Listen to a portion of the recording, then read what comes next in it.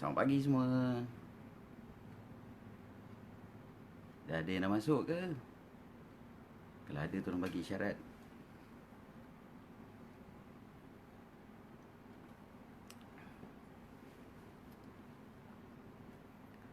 Assalamualaikum, selamat pagi semua.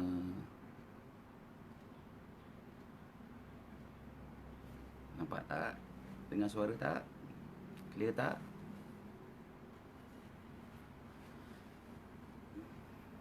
Assalamualaikum, selamat pagi semua. Bangun, bangun, bangun. Kita tak boleh kalah.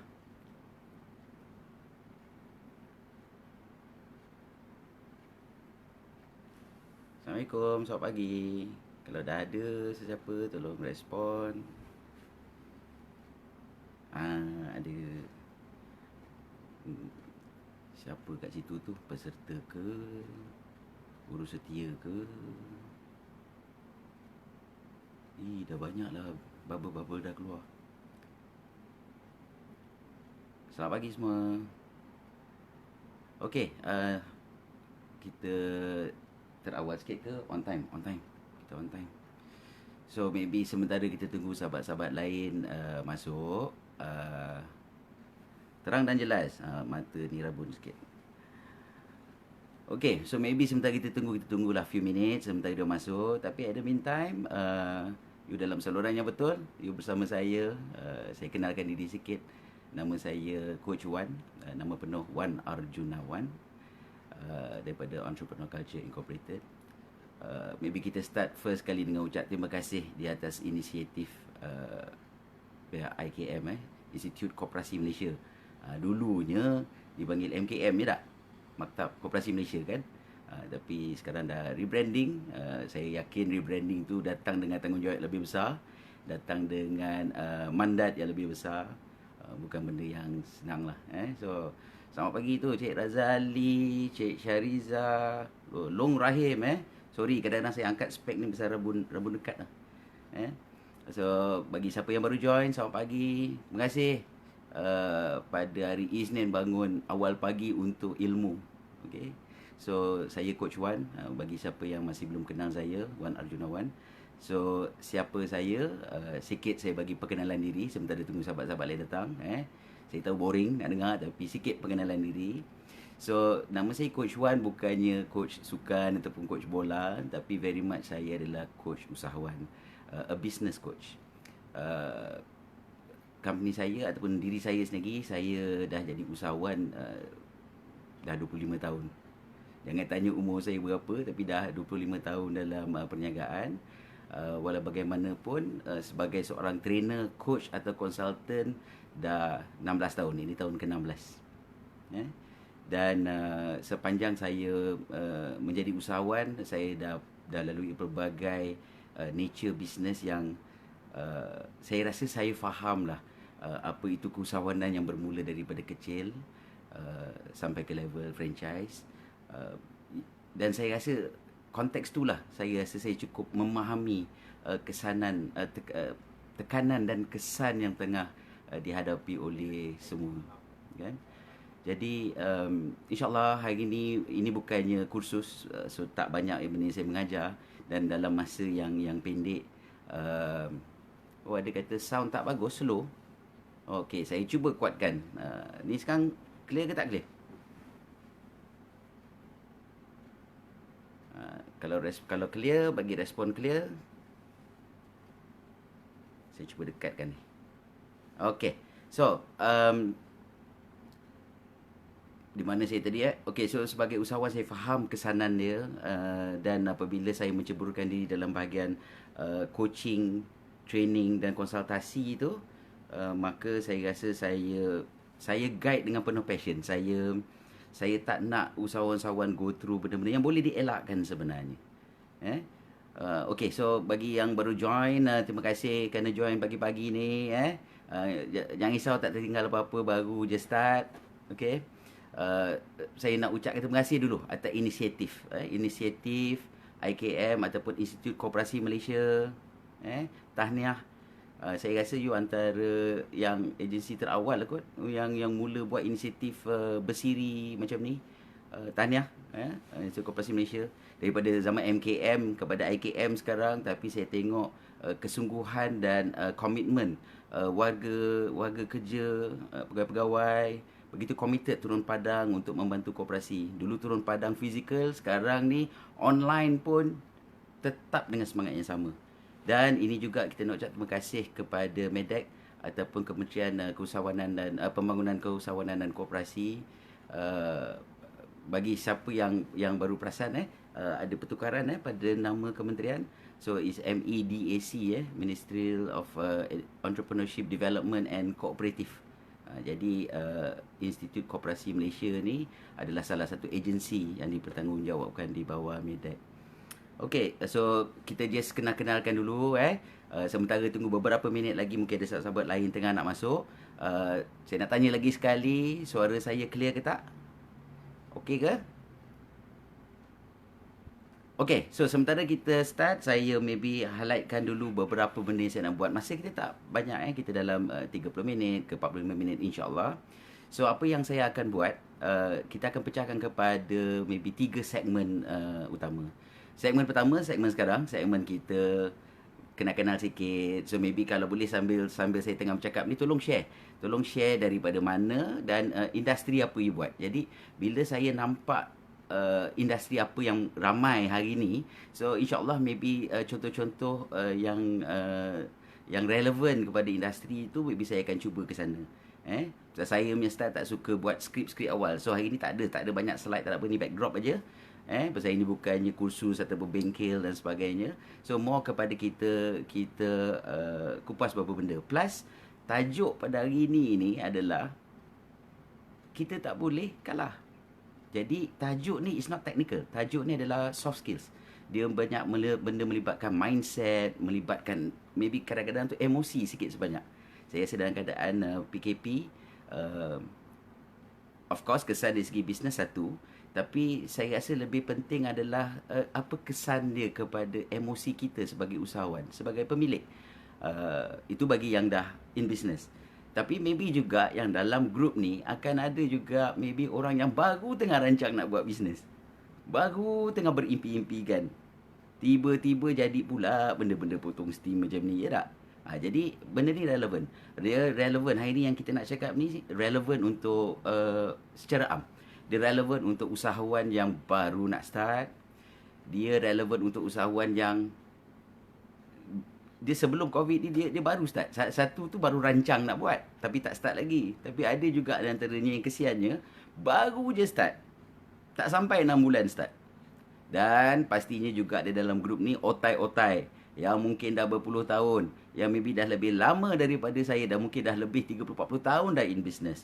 So otai ada, yang sedang in business pun ada, newbie ada, baru nak start up ada, plus saya juga mengalu-alukan bagi sesiapa yang ada kat sini yang bukan usahawan, tetapi dia punya nature of kerja membabitkan usahawan. Contohnya, kemungkinan akan ada pegawai-pegawai di sini, mungkin ada ahli keluarga dia in business. Dia dah pesan banyak kali lah. Aku dah cakap, jangan buka bisnes. Kan? Tengok apa jadi. So, InsyaAllah benda yang kita nak kongsi hari ni akan berbentuk begitu. Saya minta maaf kadang-kadang saya buka spek pasal saya ni mata gabut dekat. So untuk nak baca yang tulis-tulis tu, okey. So Ahmad Mustaqim, peruncitan okey, so ada a few dah saya nampak ni peruncitan. Ada orang yang F&B tak? Food and beverage. Makan minum. Tak kisahlah food trucker ke IKS seperti buka gerai ke, restoran, catering. Hai Ali, Mustaqim, Ahmad Mustaqim, Azman, Salam. Sorry kalau manda yang lalu-lalu banyak sangat saya tak sempat sebut nama. InsyaAllah nanti saya akan tengok balik. Now, 3 segmen yang kita akan buat. Pertama sekali kita akan cakap secara am tentang kesan COVID-19. Not only just pada bisnes lagi, tapi juga pada diri kita sebagai insan. Dan juga maybe insan-insan lain seperti kaki tangan kita. Waalaikumsalam Alfian. Oh, jauh tu, daripada Kuching tu. Saya kenal. Oh, Cik Mugzani kita pun ada, apa khabar? Selamat pagi. Thank you dalam kesibukan you all sempat join. Okey. Ada ke yang sahabat-sahabat lain kat sini, peserta-peserta kursus-kursus lain yang pernah bersama? Ya, Cik Johan. Johan. Mr. Johan kita apa khabar? Okey. Itu pun terkesan juga kan, refleksologi. Benda yang ada contact, physical contact. InsyaAllah kita akan kupas. So, sorry ya, saya belum betul-betul mula sikit. Bagi sikit lagi masa untuk sahabat-sahabat lain join dan untuk saya warm up untuk kenal. Pasal sebab tu kalau kita buat kursus biasa, kita nampak muka partisipan.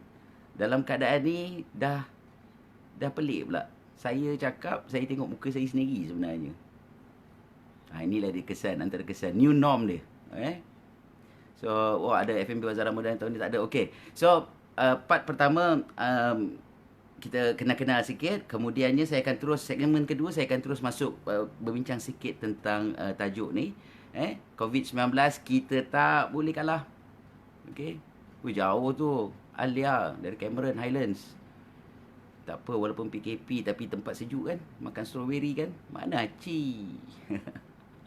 Okey, kemudiannya segmen kedua lepas saya dah cerita sikit tentang tajuk ni, kita akan pergi ke segmen ketiga. Now, segmen ketiga saya rasa adalah crucial, adalah kerana saya akan buka, time tu kita akan banyak interaksi tentang, kita akan buat sesi macam soal jawab sikit. Okey, jadi bagi siapa yang buat masa sekarang ni ataupun tengah saya explain segmen 2 nanti, kalau boleh hold question, pasal saya takut dalam saya nak menyampaikan, saya tak perasan soalan-soalan yang terlepas. Kan? Jadi maybe waktu sesi segmen hujung sebelum kita tamat nanti saya akan bagi cukup masa insya-Allah untuk soal-soal jawab.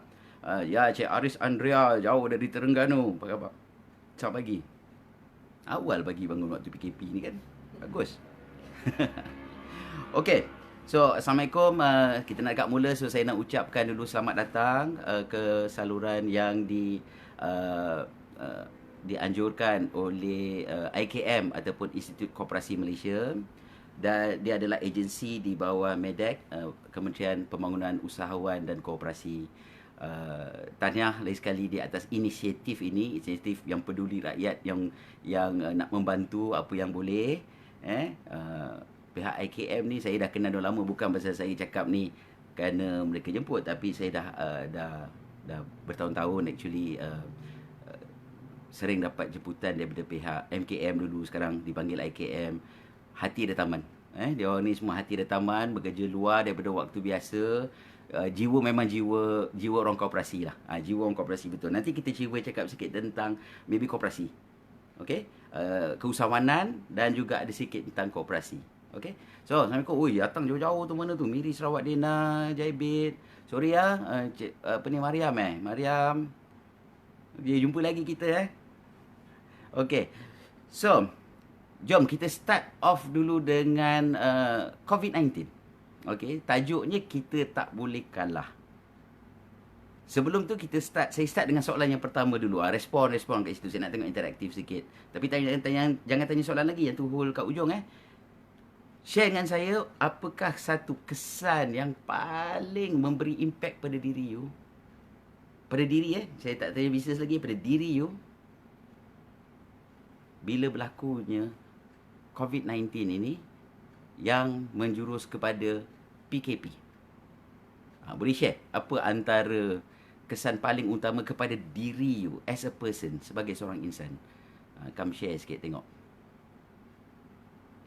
Dari segi mindsetnya apa yang berlaku, dari segi emosinya apa yang sedang berlaku, panik apa yang paniknya, risau apa, key in sikit tengok. So, saya tak nak membuat andaian. Selamat pagi bagi siapa yang baru join. The first interaksi yang saya nak tengok adalah apakah satu impact, kesan yang paling ketara. Cik Ismail ada. Apa khabar? Cik Abdul Halim, Joe. Share dengan saya. Key in satu impact paling besar yang telah berlaku pada diri anda sepanjang wabak COVID-19 dan waktu PKP. Ada? Pagi-pagi dia tak nak type apa-apa lagi nak usah tu Okay, no problem. Buat saya stres Christopher stres Jangan stres. Banjur kopi. Saya ambil kita yang kebagusnya kita dengar tentang talk melalui online ni.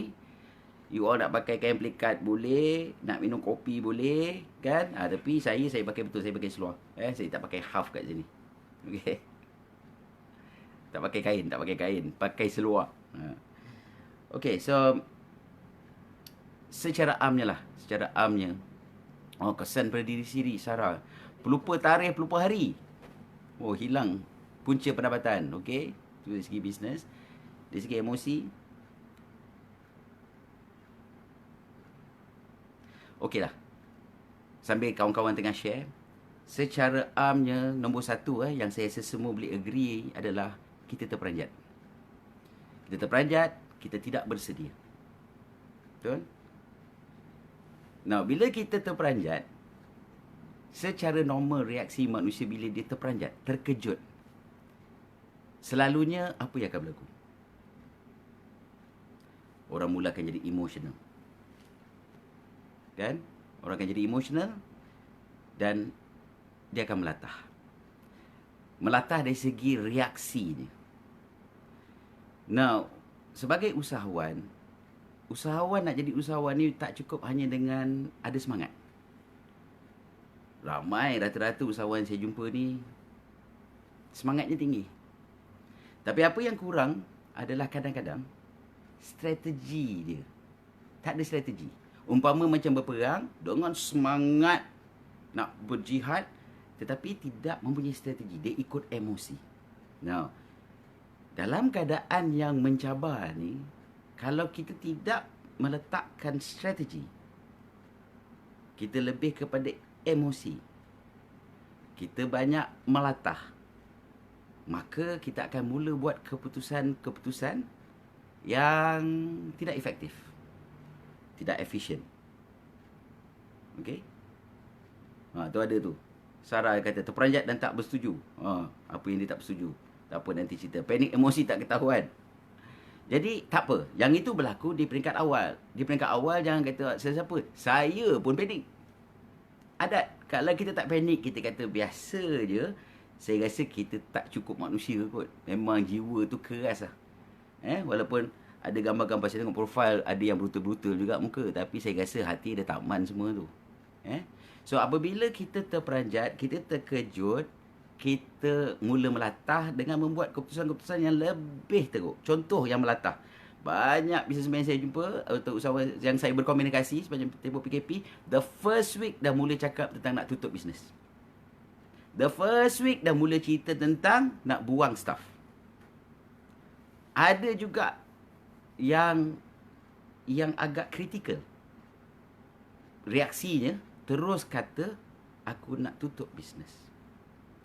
Now, bagi orang yang mungkin dia dah capai apa yang dia nak, mungkin dari segi retirement plan ni dah siap sedia, dia dah financial free, maybe it's an option for you to retire. Tetapi rata-rata tidak bersedia. Nah, bila kata tak bersedia tu bermaksud dia masih lagi banyak financial obligation. Dia baru invest ataupun meletakkan duit dalam bisnes dia untuk kononnya grow to the next level. Terikat dengan loan, gatal baru beli rumah ataupun kereta. Panik. Anak belajar overseas. Macam-macam kepanikan. Ya. Jadi yang saya nak kita bercakap tentang tajuk hari ini, kita tak boleh kalah, tapi kita tidak boleh kalah, bukan saya nak bagi motivasi. Bukan semata semangat. Tak cukup hanya semangat. Saya harap pada habis sesi hari ini, walaupun masa yang pendek, tapi kita habiskan hari ini dengan strategi. Strategi campur semangat, insya-Allah daya tahan you, sustainability you akan dapat lebih lama. Saya tak kata terus jadi senang, jadi kaya, tak. Tetapi insya-Allah sustainability pada saat sekarang ni moving forward, kita jangan cerita tentang make a lot of money. Kita jangan sangat optimistik untuk growth yang terlalu organik.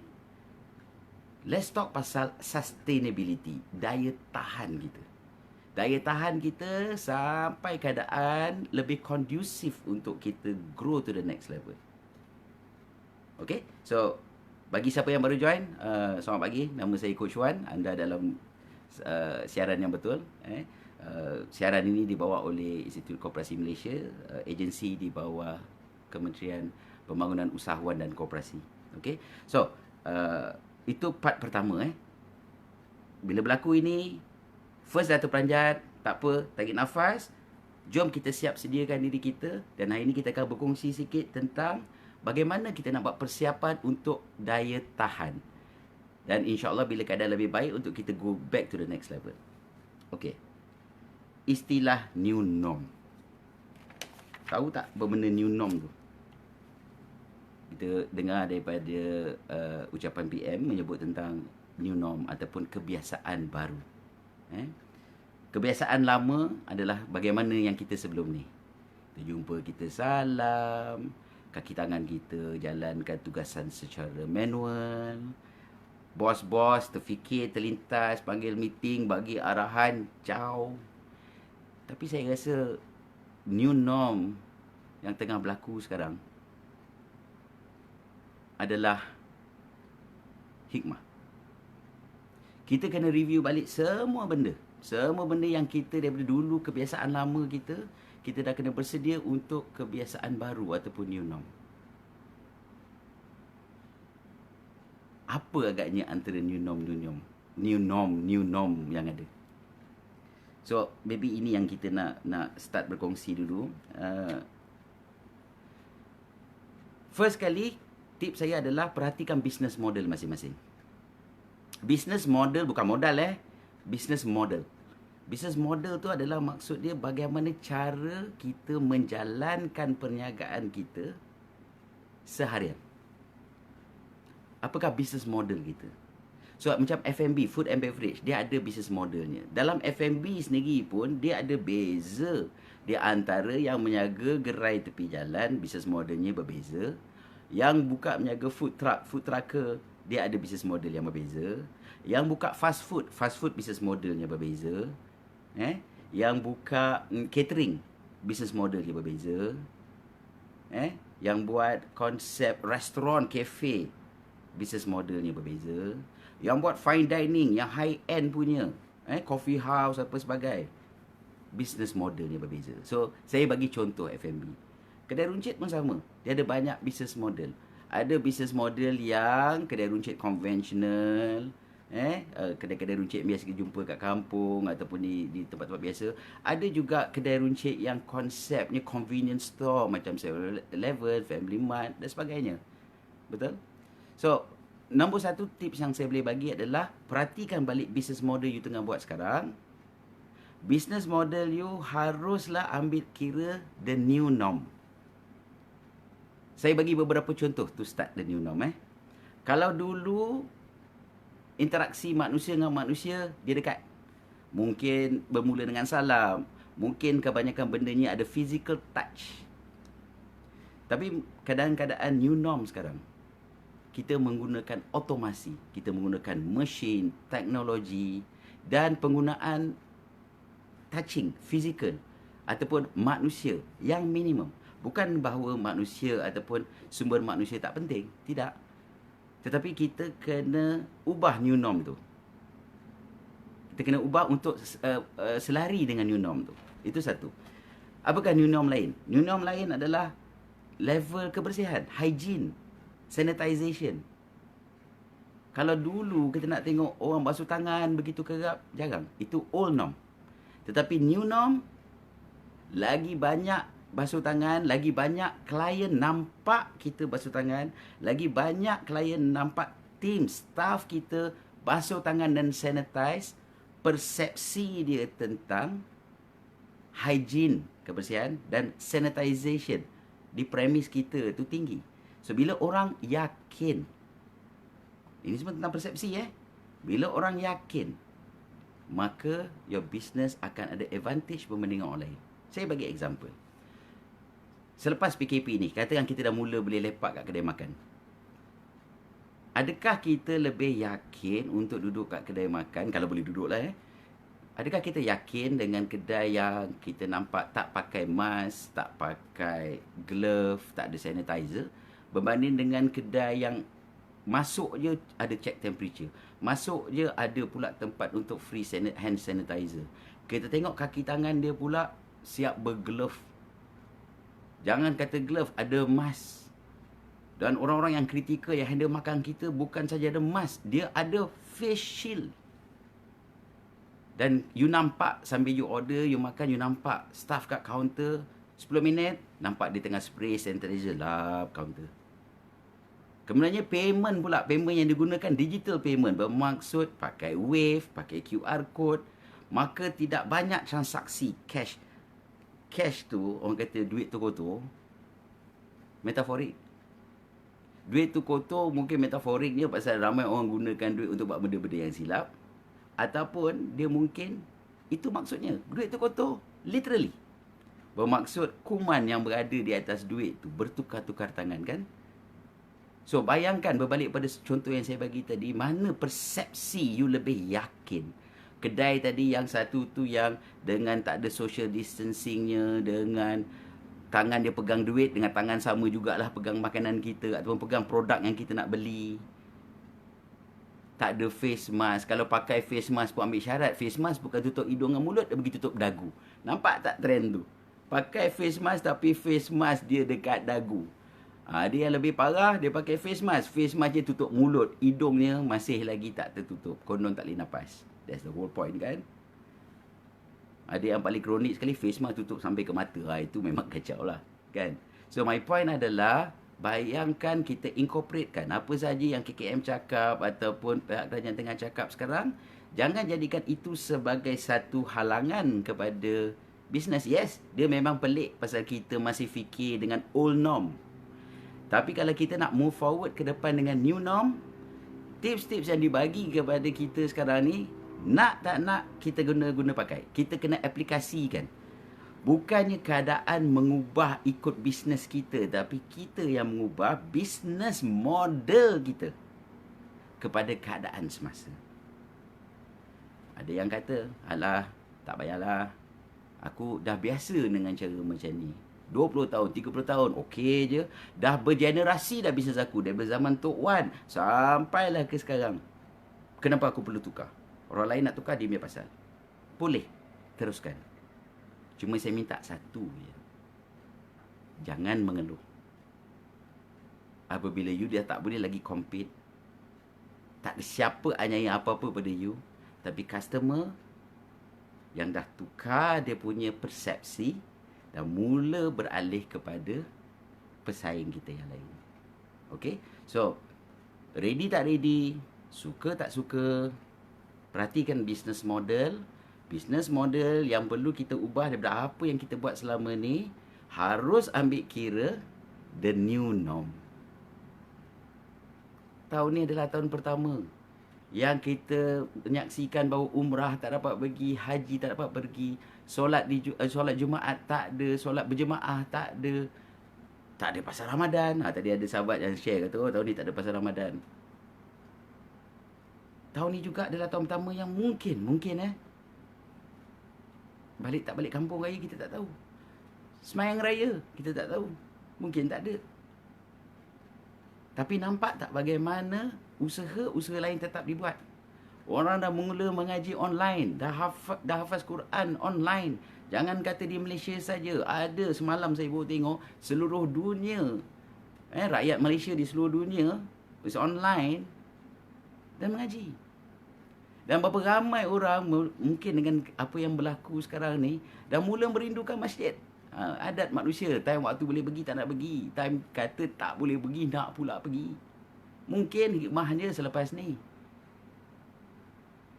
Maybe time ni juga kita mula merasakan nikmatnya berkeluarga. Baru kita rindu tak dapat balik kampung. Kalau tidak kita selalu mengeluh kan? Okay, so I'm just trying to say adalah, point saya adalah pada beberapa minit yang lalu ni, point saya adalah kita mesti membiasakan diri kita dengan new norm ataupun norma baru. Nak tak nak, suka tak suka, ready tak ready, jom ke arah tu. Now, new norm ni, kalau kita dapat ubah business model kita ikut new norm, bukan saja kita boleh bertahan, tapi sebaliknya dia sebenarnya ada hikmah. Pernah dengar tak pepatah orang katakan, dalam setiap satu keadaan yang ada cabaran, sebenarnya kat situ ada peluang. Saya bagi contoh. Dulu bila kita bangunkan usahawan, kita selalu kata fasa satu adalah kukuhkan perniagaan konvensional you. Kukuhkan perniagaan yang dengan cara konvensional, kemudiannya kita upgrade kepada ke arah sistem, kemudian kita ke arah membesar rangkaian kita seperti melalui rakan niaga, cawangan, franchise. Kemudiannya kita kata fasa ketiganya kita mula masukkan elemen teknologi ke dalam bisnes kita. Nah, alasan dulu adalah kata teknologi mahal. Teknologi ni tak reti, susah. Dia ada cerita baik dengan buruk dia tahu. Zaman dulu tak ada teknologi atau minimum teknologi. Kerana belum ada new norm, orang masih biasa dengan cara macam mana kita dah biasa jalankan perniagaan. We are still okay. Tapi dalam keadaan sekarang, okay, kalau kita tidak ada teknologi dalam bisnes kita, kita akan tewas. Contoh, kita ambil contoh paling mudah. Kedai makan yang ada delivery service. Seperti Fanda, Panda, Food Grab, Fanda pula jadinya. Bayangkan dia make so much money, sales dia jauh lebih meningkat pada waktu PKP banding waktu sebelum. Tapi bayangkan restoran-restoran ataupun peniaga-peniaga yang dulu kata, apa benda delivery ni tak payah, aku cukup terkenal, ramai kenal aku. Orang datang beratur lagi depan kedai, bangga. Tapi zaman sekarang kalau you tak berubah, you akan tertinggal. Okay. So, saya dah sebut pasal teknologi kan. Okay. Dia benda tak biasa, memang kita rasa sukar. Contohnya, saya sendiri pun, kita dah biasa ceramah, kursus, program, memang fizikal. Datang, kita buat kursus, jumpa orang, kan. Ini adalah new norm baru. Kita berjumpa di alam maya. Saya bercakap tengok muka saya sendiri. Adalah tulisan-tulisan sikit kat situ. New norm. Tapi bayangkan, kalau kita tidak berubah, kita tertinggal tak? Now, saya just nak highlight. Zaman dulu, bila orang kata teknologi itu bukan keutamaan, tak apalah bila ada ekstra-ekstra, bila bisnes dah bagus, dah kuat, baru kita ke arah teknologi. Masih boleh survive, pasal cara old norm pun boleh. Tapi zaman sekarang ni, teknologi dia dah jadi, dia bawa ke depan, dia bring forward. Benda yang tak biasa ni memang panik. Tapi insyaAllah, once you pergi belajar, you practice dan membiasakan, InsyaAllah, saya rasa simple aja. So, benda teknologi ni, benda nak dengan tak nak. Dan pada zaman sekarang ni, teknologi sebenarnya berada pada keadaan yang tak adalah semahal sangat 10-15 tahun yang lalu. Pada zaman sekarang ni, contohnya apps. Begitu banyak apps yang free. Ada banyak juga benda-benda teknologi yang harga tak mahal sangat. Bayangkan, CCTV cukup. Zaman dulu punya CCTV yang besar tu berapa ribu satu. Tapi sekarang ni, RM80, RM100, dah dome kamera murah-murah, siap leling kepada handphone lagi. So bagi siapa yang kata, aku ni tak gerti sangat teknologi, ingat tak pada saat your first smartphone? Ingat tak saat kita tinggalkan SMS dan mula menggunakan WhatsApp, Telegram dan sebagainya? Saya dalam phone saya, grup saya dalam 1000 lebih grup. 1000 lebih grup tu, yang asalnya waktu kursus saya jumpa, otai-otai sikit umurnya. Saya tak gerti lah sebagai. Tiba-tiba satu hari saya nampak sharing tak apa-apa benda yang dia forwardnya. Pasal apa? Baru belajar. Seronok macam-macam. Dah tak tahu nak delete macam mana pula. Bila kita kata, Tuan Haji contohnya, itu dah hantar video bukan-bukan. Alamak, ni geng dah hantar yang bukan-bukan ni. Saya terforward aja. Macam mana saya nak padamkan? So, kita pun cakap cepat-cepat Tuan Haji, dalam masa 7 minit, you boleh delete lagi benda tu. Apa yang berlaku saya tengok last kali, dia left. Punya dia terperanjat, dia tak tahu nak keluar macam mana, dia left. Dia sini left, tapi postingnya dekat situ lagi. Okay, so my point is, kita akan banyak melakukan kesilapan dalam penggunaan teknologi baru. Tetapi it's okay, start now. Kena pula musim PKP, kita tengah di rumah. Inilah masa. So, my next point yang saya nak sampaikan, PKP, kalau kita nampak secara amnya, nampak macam kita ni kena kurung. Tapi sebenarnya itu persepsi kita je that terkurung. Fizikal kita terkurung kat rumah. Tapi saya harap selepas hari ni kita bercakap, jangan kurungkan diri anda walaupun fizikalnya terkurung. Mindset dan hati you, let it fly freely. Apa yang kita boleh buat untuk fly freely? Nombor 1, ilmu. Tambah ilmu. Tak kisah ilmu apa pun. Ilmu agama ke, ilmu penyagaan ke, ilmu teknologi ke, ilmu self-development. Bagaimana komunikasi dengan lebih baik. Macam mana nak belajar bahasa. Ada usahawan-usahawan ni belajar bahasa. Bayangkan waktu PKP dipenuhkan dengan penambahan ilmu. Umpama macam you masuk universiti. Dan universiti dia bagi universiti PKP. Siapa yang universiti PKPD lagi banyak dapat belajar lah. So bayangkan ni adalah masanya untuk kita tambah ilmu. Ilmu ni bukan kita nak jadi level profesor. Tapi belajarlah ilmu yang relevan bagaimana untuk kita bangkitkan bisnes kita selepas PKP dan pasca COVID-19. Pasal COVID-19 ni, dia akan ambil masa yang lebih panjang daripada yang kita ramalkan. Walaupun PKP diangkat, tetapi kita masih lagi berada di peringkat pasca ataupun selepas COVID-19. Itu akan ambil masa beberapa tahun. Mungkin. Allahualam. Tapi kita bayangkan worst case scenario.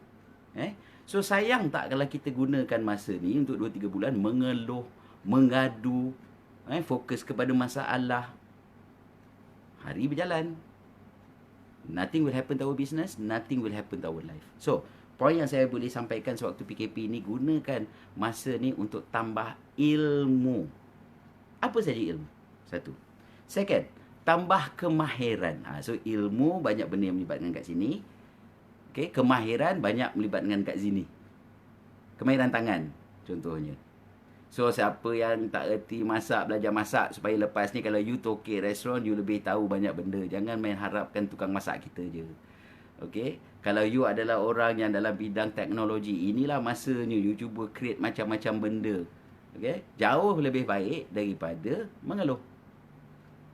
Okay? So, my point is, panjang waktu kat PKP ni, tambah ilmu, tambah kemahiran. Okay? Dan next point yang saya nak sampaikan, perkataan social distancing, penjarakan sosial 1 meter atau lebih. Okay. Adakah itu menjauhkan kita dengan manusia? Penjarakan sosial adalah penjarakan fizikal buat masa keadaan COVID dan pasca COVID. Tetapi sepatutnya kita gunakan masa ni untuk kita tingkatkan relationship. Saya ambil contoh. Ya, kita sedih tak dapat bersalam. Ya, sedih dengan kawan-kawan rapat kita tak dapat nak touch dia. Tetapi dengan keadaan sekarang, kita sepatut boleh touch jauh lebih deep. Sebagaimana saya boleh touch sekarang. Ya, saya tak touch fizikal, kita tak berkursus fizikal. Tetapi bayangkan dengan keadaan ini yang penggunaan teknologi, bayangkan semua business owner, semua usahawan, semua founder sekarang dah boleh cakap direct macam mana saya cakap sekarang dengan setiap seorang customer. Dulunya macam mana? Orang tak kenal pun bos siapa. Orang kenal manajernya, orang kenal staffnya. Dan bila kadang-kadang bos datang lalu balik, orang buat persepsi, sombong, belagak, ingat bagus ke. Pasal orang tak kenal. Hati ada taman tu. Inilah masanya sekarang kita mesti wujudkan apa yang dipanggil relationship marketing. Pemasaran dengan cara ukhuwah. Dan cara kita memperkenalkan diri kita bukan dengan tujuan hanya untuk menjual, tetapi dengan tujuan membina ukhuwah. Nah, saya tanya kepada sahabat-sahabat semua, you akan lebih suka dan selesa beli daripada bisnes besar yang you tak kenal ownernya, yang tak ada siapa peduli, nak ambil tak nak sudah, Dengan you nak menyokong sebuah syarikat, tak kisah besar, kecil atau sederhana, jenamanya terkenal sangat atau tak terkenal, tetapi you kenal ownernya, ataupun you rasa you kenal. Saya yakin ada juga di sini yang mungkin kita tak kenal satu sama lain secara fizikal sebelum ni. Tapi adalah yang kita yang ada dah kenal, tapi ramai juga yang kita tak kenal kan. Tapi mungkin dengan cara macam ni, Coach Wan dapat berada di rumah you sekarang. Dan kalau kita pakai mobile apps, Coach Wan dan bisnes Coach Wan berada di dalam handphone tuan-tuan dan perempuan. Contohnya IKM. Kalau dulu dia buat tu, orang yang datang kursus ke Institut Koperasi Malaysia kenal lah IKM apa dia. Tetapi dengan cara dia pakai sumbangan inisiatif begini, you bayangkan berapa ramai orang yang sebelum ni tak kenal agensi ini dah mula kenal. Tak kenal maka tak cinta, betul? Dan kesungguhan dan keikhlasan yang inisiatif ni dijalankan, bayangkan persepsi you tentang agensi ini akan berbeza. Begitu juga dengan bisnes kita. So, social distancing bukan menjarakkan kita, ukhuwah kita dengan orang, sebaliknya akan lebih rapat. Tapi kita kena tahu menggunakan peluang ini bukan untuk lebih jauh daripada customer kita, tapi lebih dekat. Ya, yeah? So saya nak recap sikit dan saya akan tambah sikit lagi. So ingat new norm, bersedia untuk new norm. Dan new norm tu gunakan untuk mengubah dan modify business model kita. Dan persepsi pelanggan kepada kita tentang company kita, brand kita, produk kita, servis kita, itu yes penting, tapi tidak sepenting persepsi dia kepada bisnes kita. Dan macam mana kita dapat mengubah persepsi pelanggan? Adalah dengan relationship marketing. Tapi janganlah relationship marketing tu hujungnya bertujuan nak kebas duit orang daripada poket. Tak. Relationship marketing bermaksud membina ukhuwah, supaya orang lebih kenal, faham tujuan, perjuangan, visi, misi kita, objektif kita. Banyak sebenarnya customer nak jadi sebahagian daripada perjuangan dan perjalanan kita. Tapi kerana dia tak tahu what we stand for, apakah matlamat visi misi kita, yang dia tahu cuma jual produk dan servis semata-mata, maka bukankah pesaing kita pun ada benda itu? Mulalah pula bila kita bersaing, dah mula pula main teknik kotor, dah mula pula bagi diskaun yang bukan-bukan price war. Price war adalah kaedah yang paling tidak baik dilakukan sekiranya anda ada kekangan sumber. Permainan price war ni hanya untuk big boys. Orang yang modal banyak memang saja dibuat murah-murah. Why? Supaya pesaing semua bungkus. Dia rugi pun tak apa. Janji bungkus. Lepas dah bungkus, you tengok harga dia naik macam mana. Cover balik. So bagi usahawan-usahawan, elakkan benda-benda diskaun-diskaun ni. Elakkan benda-benda buy one free one ni. Kita hanya merendahkan nilai produk kita. Orang akan mula fikir, weh, kalau dia boleh buat 50%, kalau dia boleh buat buy one free one, kos dia berapa? Weh, selama ni aku kena tipu, Syul. Contoh. Kan? Jadi jangan kita rendahkan pricing kita semata-mata nak bertahan. Apa yang kita patut buat? Tambah value added service. Tambahkan nilai tambahan. Contoh, extended warranty, free delivery. Kan? Sekiranya berlaku kerosakan, one-to-one exchange, contohnya. Itu lebih baik daripada kita mengurangkan harga. Saya selalu bagi contoh yang sama ni kepada peserta-peserta kat kursus. Kenapa orang beli kereta mewah macam BM dengan Mercedes lah? Contoh. Ini tak ada kena-mengena bagi usahawan yang pakai kereta ni, contoh. Kenapa orang beli kereta-kereta mewah ni? Bukankah dia hanya kereta? Bukankah kereta apa pun boleh membawa kita dari point A ke point B? Cuba try tengok. Pandai tak? Kau boleh jawab tak? Kenapa orang pakai Mercedes BMW walaupun mahal-mahal?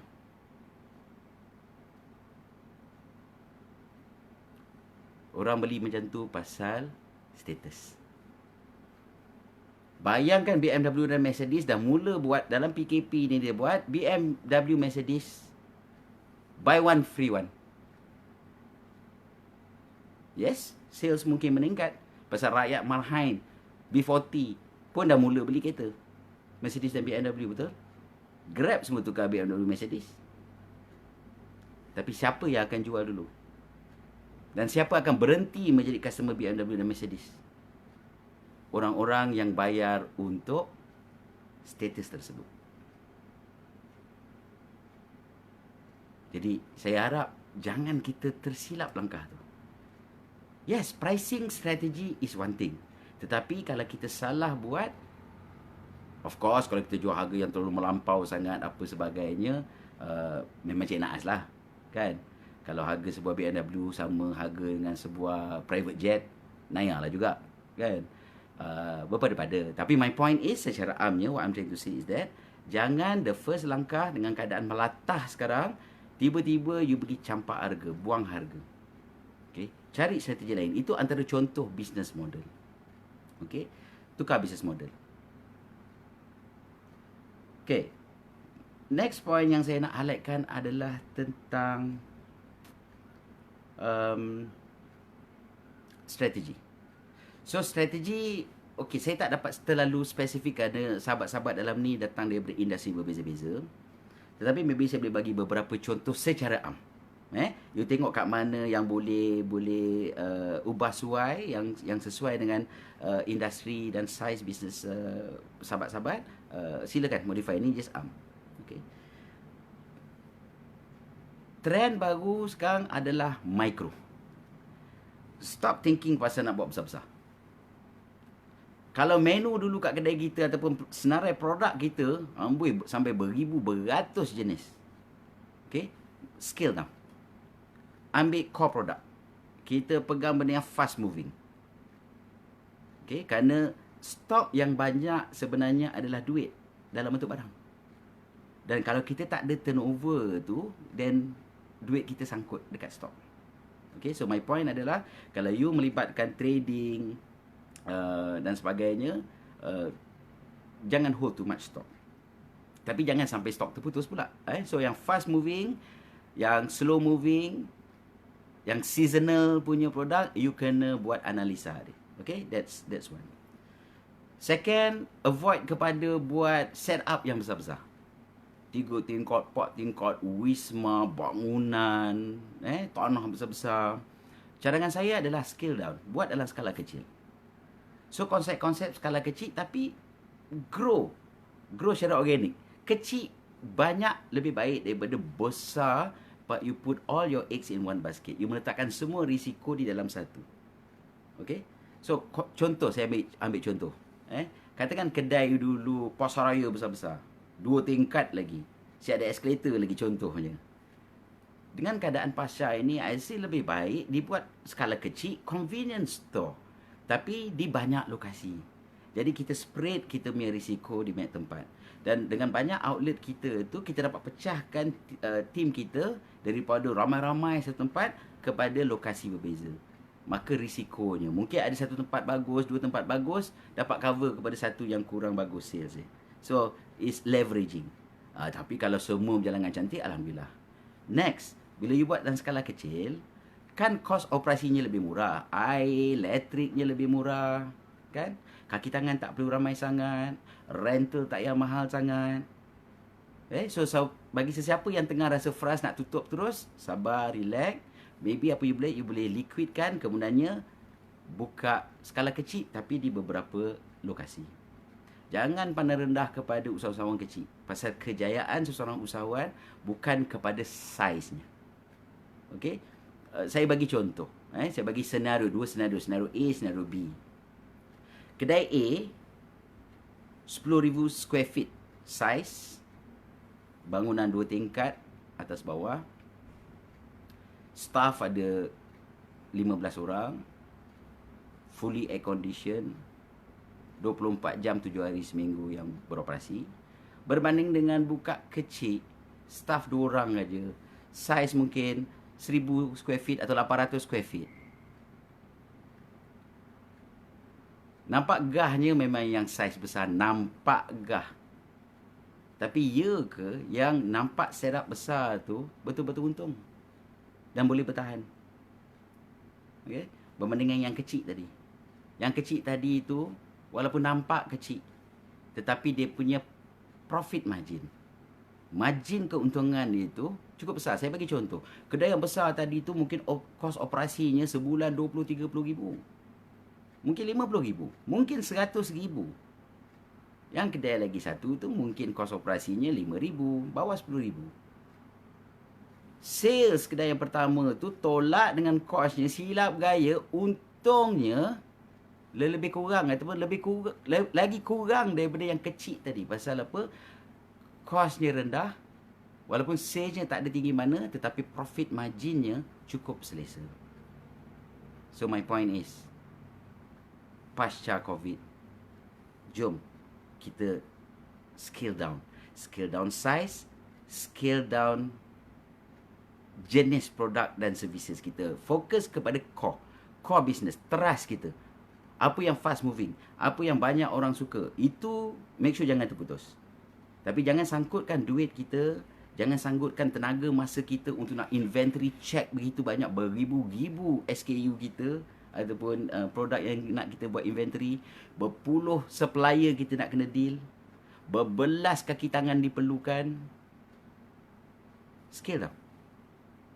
So, walaupun sales tak seberapa tinggi bandingan sebelum, sales luar kawalan kita, tetapi mengurangkan kos dalam kawalan kita. Tapi janganlah kita kurangkan kos sampai efek kelancaran bisnes. Scale down. Okay? Next, Nom. Kita cakap pasal teknologi tadi kan? Okay. Saya yakin pada masa sekarang ni semua tengah melatah tentang nak teknologikan bisnes 100%. Ni pandangan ikhlas saya pandangan ikhlas. Dulu sewaktu kita buat training usahawan sebagai kita, kebanyakannya offline. Kebanyakannya secara manual. Teknologi ni tak banyak digunakan. Tiba-tiba bila jadinya keadaan PKP ni, suddenly semua melatah. Semua dia nak convertkan fully teknologi. Nah, ni pandangan ikhlas saya. Dua-dua kena on. Online dan offline. Dua-dua kena ada. Jadi saya nak ajak sahabat-sahabat berfikir. Mulai sekarang. Mana benda yang boleh diincorporatekan teknologi yang tak mahal sangat, yang it's just a matter of nak kena belajar dan biasakan, take it, implement, use it. Tapi jangan terlalu gairah dengan hanya teknologi. Tiba-tiba dia buang semua staff dia dah tak peduli pasal training staff dia sebagainya, dia pakai 100% online. Yang saya risaukan, what if akan datang ada isu dan cabaran tentang teknologi? Dan semua benda dia online. Semua dokumen dia on cloud, semua database customer dia on customer relation management online. Dia punya payment 100% online. So my point is, dalam kegairahan bercakap tentang teknologi pasca COVID, saya pohon ambil kira juga bisnes you yang tengah bergerak offline. Tapi kita tak boleh gerakkan bisnes offline kita dengan the old norm. Kita kena tukar bisnes model offline kita, skala kecil kan, dalam keadaan online tetap offline tetap offline, tapi offline yang scale down. Tukar business model walaupun kita dah berganjak ke teknologi. Both kena ada. Saya ambil contoh.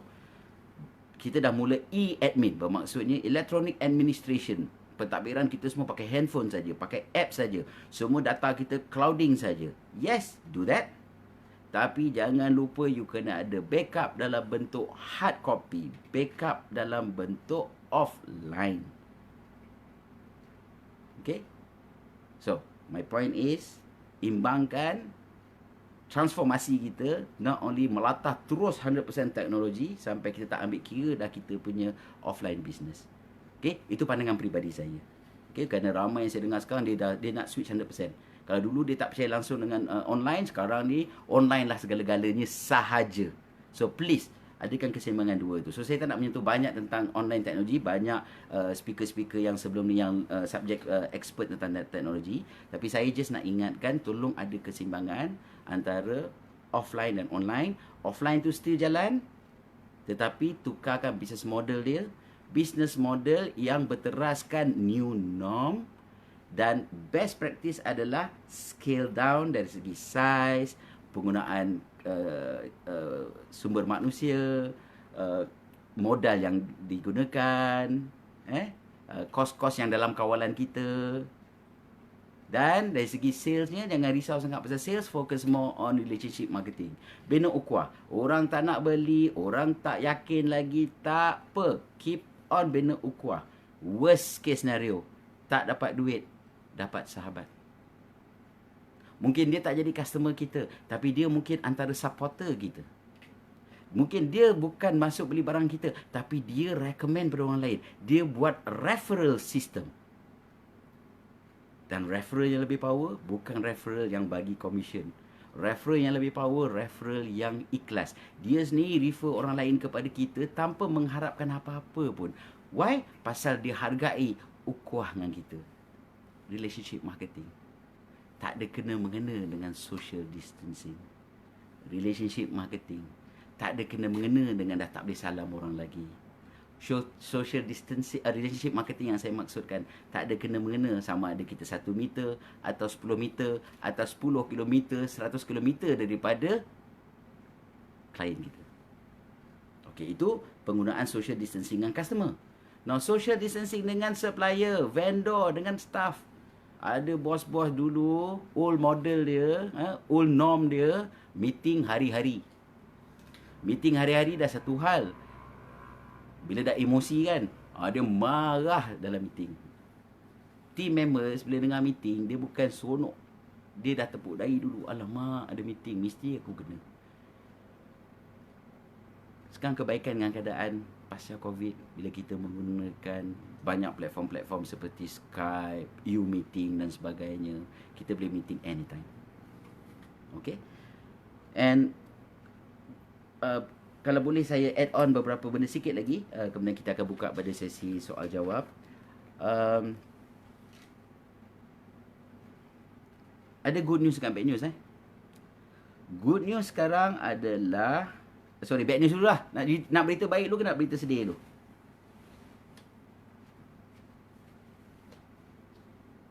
Okey, berita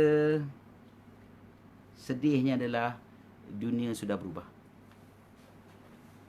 Dunia dah berubah. Kita tak expect ini untuk berlaku. Kita rasa kita dah terperangkap. Kita dah rasa macam tak boleh fikir, dah tak ada nafas dah pun. Itu berita buruknya. Tapi dia ada berita baik. Kalaulah hanya bisnes kita seorang yang efek, tak apa. Ini sekarang ni, bukan tak apalah, dia understood. Kalau bisnes kita seorang saja efek, industri kita saja impact, logik kita panik. Tetapi sahabat-sahabat, good newsnya adalah ini adalah pandemik global yang merentasi semua industri, yang efek dia pada semua level, sama ada bisnes kecil maupun yang besar. Jadi nak tak nak, bila seluruh lanskapnya berubah, customer kita juga akan new norm dan kita kena bersedia untuk new norm. Contoh, berapa ramai kat sini, cakap ikhlas, berapa ramai kat sini tak pernah beli makanan online dalam keadaan PKP ini, dah mula membiasakan diri. Dah berapa ramai, perasan suatu PKP ni, tak pernah. Ini saya ambil pengalaman sendiri. Isteri saya minta belikan yeast. Dekat 10 kedai dalam kawasan radius 10 km saya keliling rumah ni, tak dapat yeast. Tahu yeast yang buat roti tu? Dengan tu, vanilla essence yang dalam botol kecil tu. Benda tu waktu biasa ada tak? Mustahil tak ada. Ini tak ada. Pertama kali dah hidup saya order beli yeast dengan vanilla essence online. Rasa tak percaya. Tapi itulah norma baru.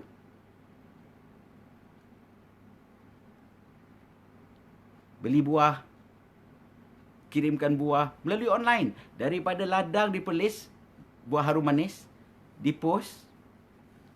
Kemudian saya dah makan, sedap, ini grade A punya harum manis. Order lagi, suruh dia hantar direct ke rumah ahli keluarga saya. Baik di KL, baik yang dekat luar, kat Ipoh dan sebagainya. Dan mereka terima tanpa saya perlu pergi ke ladang tu. Okay, so my point is new norm. So bad news dia adalah the world has changed. The way kita hidup, the way kita jalankan perniagaan dah change. Good news, semua industri kena, setiap negara kena, setiap level kena. Daripada yang berniaga kecil sampai besar. Jadi, apabila semua dah kena change, dia dah tak jadi pelik untuk kita. Dia tak jadi pelik untuk bisnes kita saja. Benda ni bukan efek satu industri je. Semua ada kena mengena. Okay? Jadi good news adalah ada sinar harapan. Semua dah berubah. Kita nak tak nak ikut aja. Okay? Sepanjang waktu PKP, bagi siapa yang terlepas tadi, bagi siapa yang dalam PKP sekarang, gunakan peluang ni untuk tambah ilmu, gunakan untuk tambah kemahiran. Jangan terperanjat sangat. Okay, pasal benda ni impact di semua orang. Kita kena bersedia kepada new norm, norma-norma baru. Perhatikan business model kita, ubah business model dulu, skala kecilkan dia. Tapi grow bila kita boleh, dengan keadaan kecil. Jangan terus fire staff. Redeploy diorang. Letak diorang di posisi-posisi yang lebih memerlukan human touch. Dulu tim kita terlalu sibuk dengan buat kerja. Tapi dia lupa kerja yang paling utama. Relationship marketing. Bos lagi pun punya sibuk. Sibuk dengan paperwork, sibuk dengan meeting, sibuk cari bisnes, sibuk. Sampai tak sempat jaga yang paling penting. Benda yang paling penting iaitu customer-nya. Ini masanya. Social distance physical. Tapi kita masuk ke hati mereka. Kita masuk ke minda mereka. Kita masuk ke handphone diorang melalui apps. Kita ajak dia masuk ke alam maya di mana kita boleh macam ni. Okay, so relationship marketing. Ini saya tengah nak recap sikit takut ada yang baru masuk dan mungkin saya cakap laju sangat tadi. Now, selain daripada micro, sikit lagi good practice dalam pasca COVID. Flexi. Biasakan dengan flexible. Flexible kan kita biasakan dengan staff kita flexi time. Flexi hours. Flexi days. Tak semestinya waktu dulu, old norm dulu, kerja daripada pukul 9 sampai pukul 5, dia betul-betul buat kerja pun. Kadang-kadang tak ada outcome pun. Ambilkan boreh kadang-kadang. Betul? So sekarang ni kita mungkin dah biasakan flexi time. Bermaksud mungkin dia boleh biasa dengan home base dalam seminggu. Tak seperti setiap hari datang. Tetapi jalan kerja tetap jalan. Dan kita boleh gunakan teknologi dan juga beberapa template ataupun outcome base yang boleh kita monitor dia punya performance. Besar dulu pun kalau datang kerja tapi otak tengah fikir masalah kat rumah pun, dia tak dapat nak fokus. Maybe by being at home, dia boleh selesaikan banyak perkara. Pada masa yang sama, kita cuma nak kena pupukkan new norm. Bagaimana you tetap profesional, macam mana you tetap produce dan menjadi produktif untuk syarikat, untuk bisnes, walaupun flexi hours, flexi days. Benda ni dah dibuat di negara-negara maju dah lama. Tapi bagi kita, bagi bos, especially yang bayar gaji, gila nak bagi dia datang sekali, 2 kali seminggu office. Tapi macam mana kalau penghasilan dia adalah sama ataupun even lebih baik daripada sebelum? Kan? So, of course, mula-mula minggu pertama, kata home base, dia terus atas katil. Tidur je kerjanya. Kan? Mereka pun perlukan masa, bimbingan, guidance, macam mana untuk jadi lebih produktif walaupun fleksi. Okey, dan bagi siapa yang ada staff yang ramai, sebelum buang pekerja, cadangan saya adalah review balik setiap seorang punya role dan peranan, redeploy orang ke area-area yang lebih produktif. Dan yang lebih produktif bukan buat kerja-kerja physical manual, tapi lebih banyak kepada menjaga customer dan bina relationship marketing macam mana bos. So kalau bos jaga relationship marketing, latih kepada team macam mana nak create relationship marketing. InsyaAllah, relationship marketing bukan saja murah, free, tapi dia punya impact lebih power daripada billboard dan tunjuk dekat TV hari-hari pada iklan. Okey, dia benda yang boleh kita buat. Okey, beberapa sikit lagi maybe ingatkan tentang the new norm. Daripada kita dah mula ambil staff ramai-ramai, ataupun kita dah terjebak staff ramai, kita dah redeploy, dah flexi, tetap lagi access, kita tak mampu. Cadangan saya sebelum buangkan diorang, apa kata you all createkan you all punya own program rakan niaga ataupun franchise. Jadi convertkan diorang ni daripada jadi kaki tangan menjadi rakan perniagaan you. Bukan partner dalam business you dan company you, tetapi dia menjadi rakan dari segi membawa jenama you. Biar diorang mula dah ada entrepreneurial punya mindset. Berbelit dah sebut entrepreneurial, keusahawanan. Didikkan semangat keusahawanan tu dalam tim-tim kita. Kan lebih baik kita bagi peluang kepada orang yang dah begitu lama berjasa dengan kita untuk create their own company di bawah payung kita, bimbingan kita. Tapi bukan kita fikir pasal nak bayar gaji dia. Sebaliknya ada royalty ataupun fee-fee tertentu yang boleh you bekerjasama. Dan business you akan grow dengan cara itu. Kalau dulu kilang you besar, skala kecilkan. Mana kilang tu boleh di-outsourcekan ataupun boleh kita OEM aja. Maksudnya kita guna kilang orang lain dan sebagainya. Itu satu cara lagi yang kita boleh buat. Ataupun kita boleh ruang kita tu disewakan, ajak yang lain-lain datang berkongsi ruang dalam tu. Kita berniaga dengan cara berjemaah sekarang, dengan cara berkelompok sekarang. Okay? So jemaah bukan hanya dekat Sri Petaling, tapi sebagai usahawan, kita sepatutnya buat bisnes secara berjemaah, secara berkumpulan. Tak nak dah the old norm ni yang dengki-dengki, yang kedekut tentang maklumat untuk berkongsi. Kalau di luar-luar, even di Malaysia pun, company-company yang besar-besar ni, mereka dah mula amalkan outsourcing. Bermaksud, benda yang tak perlu dibuat sendiri, di-outsourcekan ke pihak ketiga. Ya, mungkin mahal sikit kena bayar, tapi dijalankan oleh orang profesional dan pening kepala kurang sikit. Core, benda-benda core saja yang kita pegang, yang kita buat sendiri. Tak boleh kita outsource ke orang lain.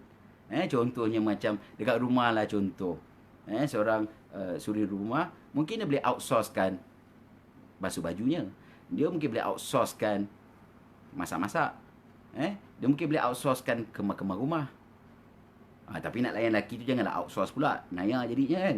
So contohnya itu tak boleh. Itu tetap isteri kena jaga suami. Dia tak boleh outsource benda begitu. So ini just contoh, tak nak bagi boring kan. So outsource mana patut tengok balik business model you, mana yang terlalu besar dia punya setup, mana boleh outsource, mana boleh kita OEM, ada benda yang dipanggilkan white label, yang mana kita boleh white label kan. Produk kita kalau banyak sangat kurangkan. Okey, bekerjasama, co-branding kita panggil. Jangan duk fikir brand kita je. Ini masa kerjasama dengan brand lain bersama-sama. Saya ambil contoh jenama besar. Petronas brand yang besar. Betul?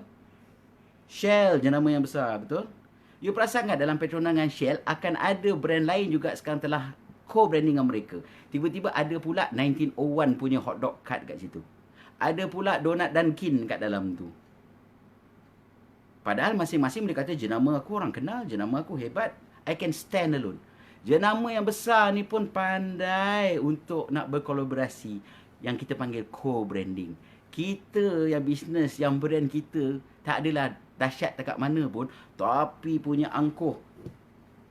Kalau nak kaya biar aku kaya seorang, kau nak melingkup seorang-seorang. Ya tak? So jom, kita dah kena ubah. Terima kasih.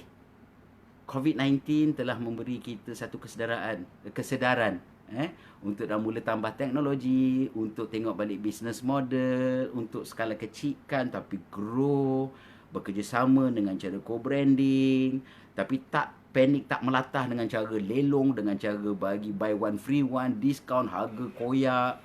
Pasal bila kita dah turunkan harga, dah kawan kita lain dari industri sama pun dah tekanan dia pun turunkan harga. Last kali apa berlaku? Sama-sama lingkup.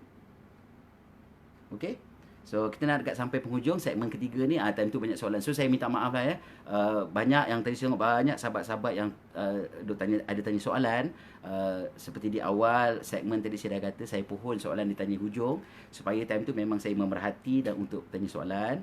So bagi siapa yang nak post semula soalan, saya cuba jawab. Walau bagaimanapun saya nak disclaimer dulu Oleh kerana dalam ni begitu ramai orang, industri berbeza, level dia pun berbeza, yang startup, yang otai, isunya mungkin berbeza. Dan saya pun tak boleh nak tanya soalan terlalu spesifik, dan mungkin you pun tak selesa share di alam maya hal-hal yang private dalam company. Maka saya akan cuba jawab apa yang saya boleh, dan mungkin berbentuk sedikit Reason Kerana benda yang saya cakap tu, saya harap bahawa kawan lain pada industri lain, pada setup jenis berbeza pun mungkin dapat apply.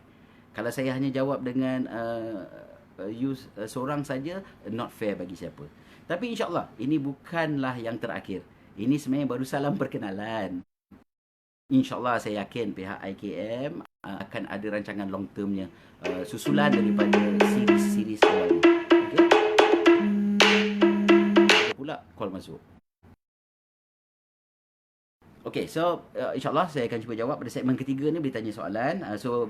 Izinkan saya wrap up. So saya nak wrap up dengan beberapa perkara. Pertama, jangan melatah dalam keadaan COVID ni. Gunakan PKP ni bukan mengurung diri, tetapi kita mesti menambah ilmu dan juga kemahiran.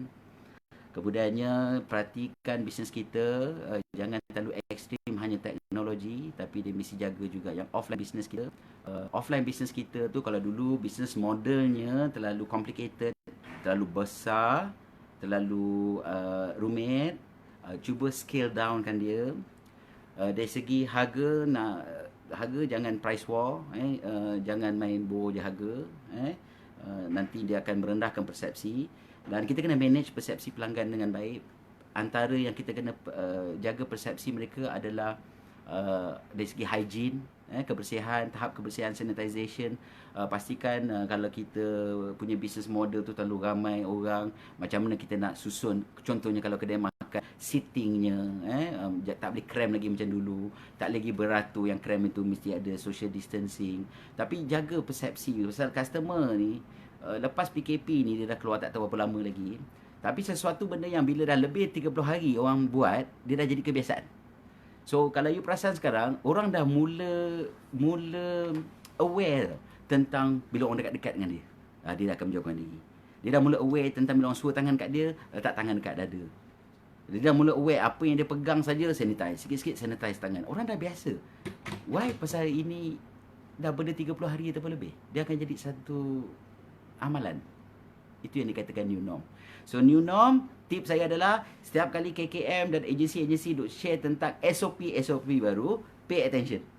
Bukan anggap mereka sebagai dia nak kekang kita, tetapi sebenarnya itu adalah tips yang boleh kita guna pakai. So tengok bisnes kita, tengok SOP baru, adjust bisnes kita, bukan mengeluh tentang SOP. Dan kalau kita boleh transform begitu, sinar harapan. Memang ada sinar harapan. Okay? Dan saya nak ingatkan tentang relationship marketing. Zaman social media is terbaik untuk kita lebih rapat dengan customer kita. Apa juga kita bagi customer relation management. Bina ukhuwah, bukannya berharap pada sales.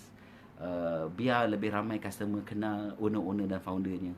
Pasal sebelum orang nak beli produk you dan yakin dengan company you, feel you mesti kena dengan the owner. How kita touch orang, how people kenal orang, apa visi misi, what do they stand for. So tolong tengok balik your business model. Dan kemudiannya semangat saja dalam keusahawanan tak cukup. Saya suka bagi satu contoh ni, nak ke habis saya bagi story sikit. Cerita Bukit Kepong, arahan Dato' Jin Samsudin. Ingat lagi tak? Ingat tak satu scene tu di mana balai polis dah kena bakar dekat atas oleh pihak komunis. Orang kampung yang dekat bawah bukit tu cuba nak tolong. Dia cuba naik nak tolong. Baru nak naik, komunis nampak je obor api yang orang kampung nak naik atas tu, dia dah tembak. Why? Pasal dia orang ada dekat position lebih tinggi, lebih strategik, nampak, dan dia boleh tembak pasal dia orang ada senjata. Orang kampung ada parang je time tu. Baru bangun aja kena tembak, nyorok. Sejam, 2 jam, 3 jam, dah 4-5 jam kat celah-celah pokok tu, dengar pula menjerit-jerit orang kat Bukit Kepong, balai polis yang tengah kena bakar tu. Dia dah tak boleh tahan. Emosi dia dah tersentuh. Dia cabut parang dia dan dia jerit, Allahu Akbar, dan dia lari. Kononnya nak naik atas, apa nak jadi, jadilah. Semangat juang itu tinggi, betul? Tapi kalau you ingat balik, 3 langkah je kawan tu dengan parang kena tembak di komunis, bergulik. 3 langkah je. So my point adalah, kita sebagai usahawan tak cukup semata hanya semangat. Semangat, kita boleh, kita boleh. Yes, bagus. Semangat bagus. Tapi tak lengkap sekiranya tidak ada strategi. Dan poin-poin yang saya sampaikan tadi tentang relationship marketing, tentang scale down, tentang review business model you, itu semua di antara strategi. Tapi strategi saja tak ada semangat pun kacau juga. Sebab tu ramai orang buat bisnes terlalu strategik sampai semangat keusahawanan sebenar tak ada. Tapi ada juga orang semangatnya tinggi tapi strategi tak ada. Buat dulu, fikir kemudian. Apa nak jadi, jadilah. So jom, saya ajak diri saya dan juga sahabat-sahabat, jom kita muhasabah diri dalam keadaan PKP ni. Jomlah kita cari keseimbangan antara teknologi online dan juga business model baru offline. Dia besar, rancangan kecil, tapi dia tetap boleh membesar ke seluruh negara dan juga seluruh dunia. InsyaAllah. Saya nak tengok jenama-jenama kita, usahawan-usahawan kita, yang dapat pergi ke level global dengan cara franchise, dengan cara rakan niaga, dropship. Banyak cara. Tapi kita kena bersedia untuk tukar business model. Business model sebenarnya bukan susah mana. Yang susahnya adalah kita yang nak berubah. Dan macam mana kita nak get the buy-in daripada team kita, partner-partner kita, stakeholders kita, pemegang saham kita, shareholders dan stakeholders kita untuk menyokong transformasi baru yang kita nak buat pasca COVID. Okay? So, saya rasa setakat tu yang saya boleh kongsi. Saya mohon maaf sekiranya apa yang saya kongsi ni mungkin terlalu tetapi saya harap poin-poin yang saya sharekan tadi tu, ambil benda tu, cuba hadamkan, digest, tengok balik pada your keadaan semasa sekarang, business you sekarang, pada team members yang ada sekarang. Dan team members yang ada sekarang, jangan first langkah buang diorang. Macam mana kita nak bagi dia fleksi, yang mana fleksi, mana fungsi dan dia punya job scope yang dulu tu dimodifikan sikit, letakkan mereka di tempat strategi. Pasal walaupun kita pakai teknologi, tapi yang control teknologi tetap manusia. Kita still kena ada the human touch dengan customer kita. Kita tak boleh just harapkan pada teknologi. Teknologi is robot. Tapi jangan pula kata tak payahlah teknologi. Siapa cakap? Coach Wan. Tak, saya tak maksudkan begitu. Adakan keseimbangan kedua-dua. Okay? So, saya rasa saya sampai dulu. Let me check. Okay, sementara saya double check ada apa lagi saya nak sampaikan buat masa ni. Maybe, jom kita masuk ke fasa segmen terakhir sebelum kita berakhir. Silakan kalau ada nak tanya soalan-soalan yang berkaitan dengan tajuk hari ini. Dan I don't mind untuk cuba sharing kalau benda ni impact dia bukan hanya impact business, tapi dia juga mungkin impact personal. Bukan saya nak kepoci hal personal, tetapi sebagai seorang usahawan, kita tak dapat pisahkan dengan dua komponen ni. Komponen bisnes kita dan komponen diri kita sebagai insan. Nampak macho macam mana pun, nampak diva macam mana pun, hati tetap ada taman. Staff tak tahu benda ni. Customer pun tak tahu benda ni. Tapi mungkin usahawan-usahawan kita tahu. Susah untuk kita kata jangan dicampur adukkan. Memang tercampur aduk. It's okay, saya understand. So, bagi siapa yang tadi masuk lewat yang tak kenal saya, so nama saya Coach Wan Arjuna. Saya bukan coach bola, tapi saya adalah coach keusahawanan dan juga life coach. Saya juga seorang franchise consultant. Saya panel di PNS dan juga KPDN HCP. Siapa nak lesen franchise memang akan selalunya engage konsultan-konsultan macam kita. So that's kedua. Dan ketiga, saya seorang trainer lah. So saya banyak buat kursus-kursus keusahawanan, baik soft skill dan juga technical skills yang tertentu. Saya sendiri menjadi usahawan dah 25 tahun dan menjadi seorang trainer, coach, consultant dah ini tahun ke 15-16 tahun saya. Saya very passionate. Saya believe dengan konsep entrepreneurs, to support entrepreneurs, dan saya juga memperjuangkan sociopreneurship. So keusahawanan dengan memberi balik kepada masyarakat, itu sebahagiannya. Jangan bisnes ni jangan fikir hanya buat duit, kerana duit sampai banyak mana kita nak dan sampai ke bila, kan?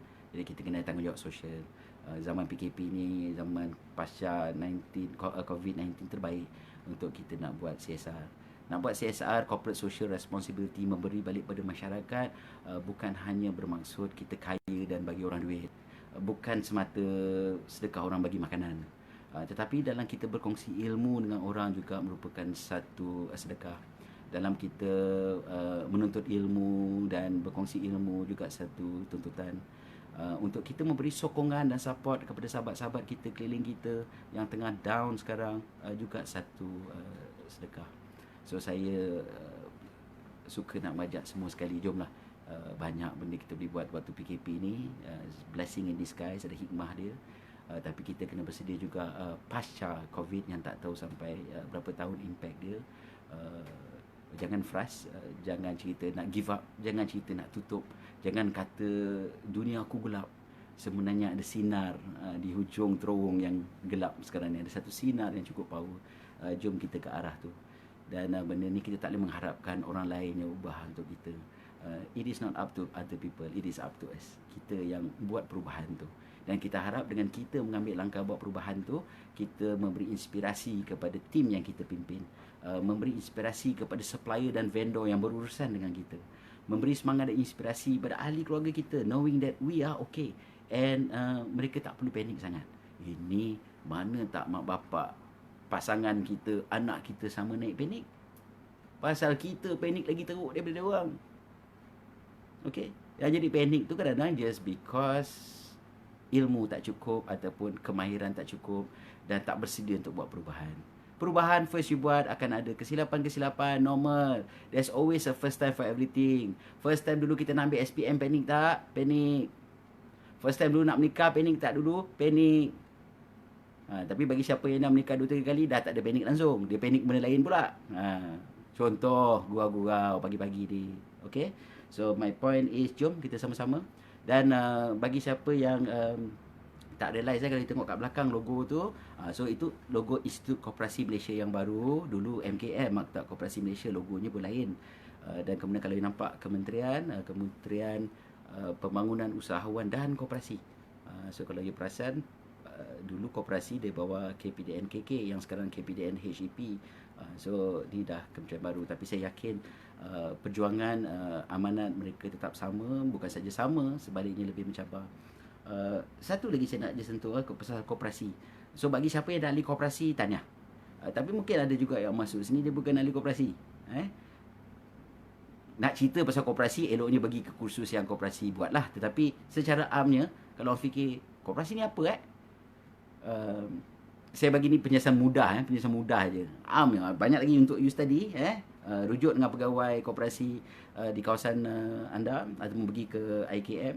Tapi koperasi ni basically dia macam kacukan tau, dia antara persatuan dengan syarikat. Kalau kita masuk persatuan ataupun kelab, dia NGO ataupun dia juga non-profitable organisation. Bermaksud dia tidak fungsi ditubuhkan untuk kebajikan dan juga maybe hobi dan interest yang sama di kalangan ahli. Tapi diorang tak boleh buat banyak keuntungan. Pasal apa? Diorang hanya boleh buat cukup-cukup untuk nak operasi saja. It is a non-profitable organisation kalau dah nama persatuan ataupun kelab. Syarikat pula, dia fokus how to make a lot of money. Business. Koperasi ni yang powernya adalah dia macam kacuk di antara persatuan dan syarikat. Bermaksud dia dibenarkan ikut undang-undang dan matlamatnya juga untuk buat business activity yang boleh mendatangkan pendapatan dan keuntungan untuk diberi keuntungannya kepada pemegang-pemegang saham koperasi. Dan untuk bring koperasi to the next level, maka dibenarkan ikut undang-undang untuk run a business and be profitable. The profitable, the better. Tetapi dia tidak abaikan tanggungjawab dia kepada ahli-ahli dan juga masyarakat setempat sebagai macam persatuan. So, macam the best of both worlds.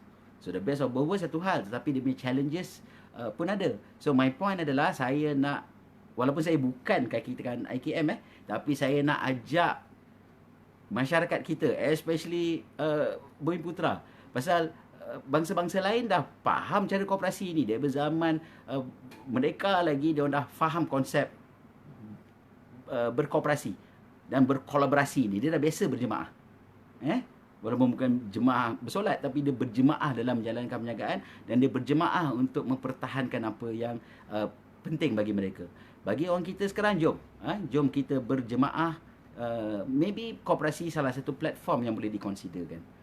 Okay, seingat saya tak tahu kalau ada perubahan, tapi last yang saya ingat, you ada 50 orang. Saya rasa you refer lah dengan pihak koperasi, tubuhkan koperasi. Business. Setiap ahli dalam koperasi itu can still run your own company, own business. You tak boleh tutup company you. Tetapi adakan satu lagi platform koperasi, pasal dia juga relevan kepada benda saya cakap tadi. Dengan cara berjemaah, dengan cara networking kita, dengan cara relationship marketing kita, kita dah mula ada platform. Dan kita kena biasakan dengan co-branding. Bermaksud kita boleh buat kerjasama bersama-sama. Mungkin you ada produk tertentu, boleh kerjasama dengan koperasi yang you masuk. Kalau you adalah ALK atau ahli lembaga koperasi, galakkan ahli-ahli untuk buat benda-benda yang boleh menjadi supplier dan vendor you. Dan begitu juga terbalik. You boleh fikirkan benda-benda yang you boleh tawarkan dan kerjasama. Jadikan rakan strategi koperasi you. Saya yakin pihak IKM, SKM, Saudara Koperasi Malaysia, saya rasa semua more than happy to support you. Tapi please consider that menuju ke arah pasca COVID ini. Zaman kita buat bisnes seorang-seorang dah old now. Cara buat bisnes sekarang adalah dengan cara berjemaah dengan Yun. Okay?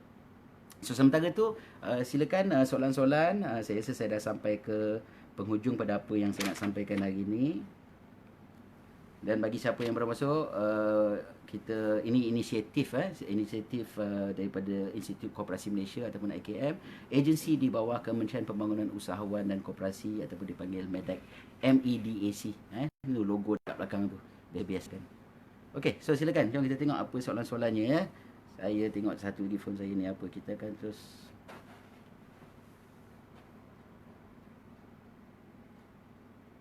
Okey, saya rasa ada Puan Rozila Wati tanya pada saya tentang perkhidmatan seperti pendidikan awal, early child education, macam mana nak co-branding. Okey, nombor satu, kita boleh co-branding. Satu cara kerjasama maybe, you boleh ajak syarikat-syarikat lain ataupun operator-operator childcare lain supaya bergabung di bawah satu brand.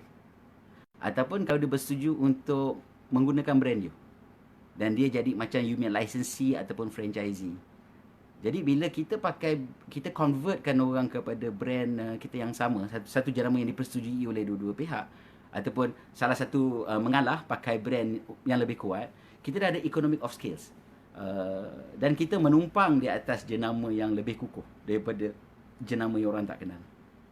Kan? Sebab tu ini masanya untuk kita ubah daripada perangai ego dan shock sendiri dengan bisnes sendiri-sendiri, dengan brand sendiri-sendiri. Kita co-branding. So convert outlet satu. So contohnya you ada 5 outlet. Pihak tu ada 2 outlet. Lagi 10 orang dia ada satu je. Maybe you boleh buat koperasi ataupun boleh buat satu perbincangan secara berjemaah. You boleh create satu brand baru, ataupun lebih baik pakai brand yang siapa dalam grup tu tadi yang paling dikenali among them. Kemudiannya convert dan share goodwill jenama tu bersama-sama, dan mula kongsi tentang okey, supplier you ambil berapa, buku you ambil kat mana, station you ambil mana, comparekan harga. So dalam berjemaah tu dah tiba masa kita revealkan harga. So siapa yang lebih murah beralih, jangan ambil lagi daripada supplier-supplier yang selama ni mencekik darah, yang ambil kesempatan. Dan bila kita ni kuat, order kita ni kuantiti yang besar, kita dah ada economic of scales, maksudnya kita beli secara pukal, maka kita boleh negotiate dengan supplier dengan lebih murah daripada kita seorang-seorang. Co-branding pada education tadi tak semestinya education dengan education. Co-branding boleh jadi education dengan benda lain. So maybe dalam saya ambil contoh macam tadi Petronas kan, dia jual petrol. Tapi kenapa dia co-branding dengan syarikat yang jual makanan? Dia juga co-branding dengan syarikat yang buat car wash. Semua dia sebeza kot. So jangan fikir bila kita nak kena collaborate dia mesti industri sama. Kadang-kadang industri itu tak kena mengena, tetapi dia saling memerlukan. Contoh, car wash yang seorang-seorang, petrol station yang standalone. Ini sekarang dia orang bergabung. Yang petrol station pun dapat benefit pasal orang yang basuh kereta pun akan dapat letak minyak. Dia tak pergi ke petrol station lain. Convenient, tak alang-alang. Dan juga orang yang pergi letak petrol, dia pergi kat you pasal apa? Kat situ ada car wash.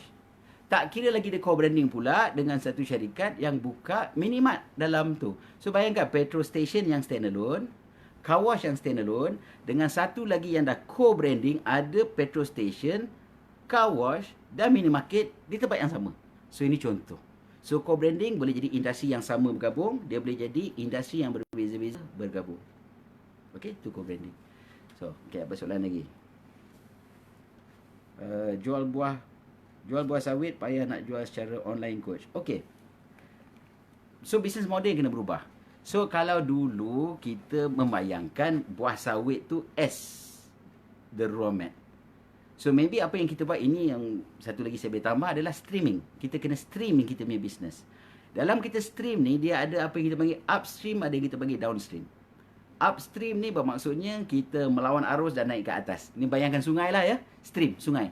Dan bayangkan downstream tu maksudnya kita pergi ke dia hulu, hilir.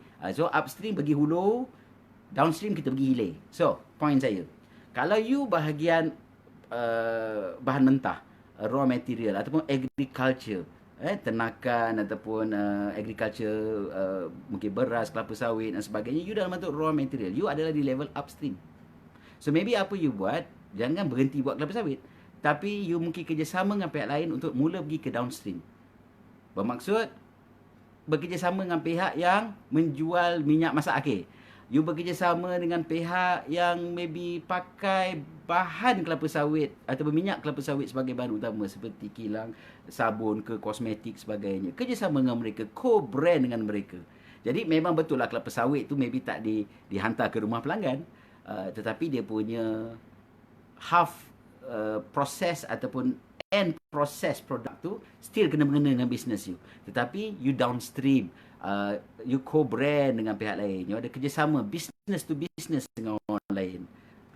So kalau dulu biasa dengan ekspor, mula dah tengok benda-benda yang import. Contoh, bayangkan berapa banyak topeng, glove tangan yang kita import daripada luar. Dan bayangkan sekarang kita dah mula produce sendiri.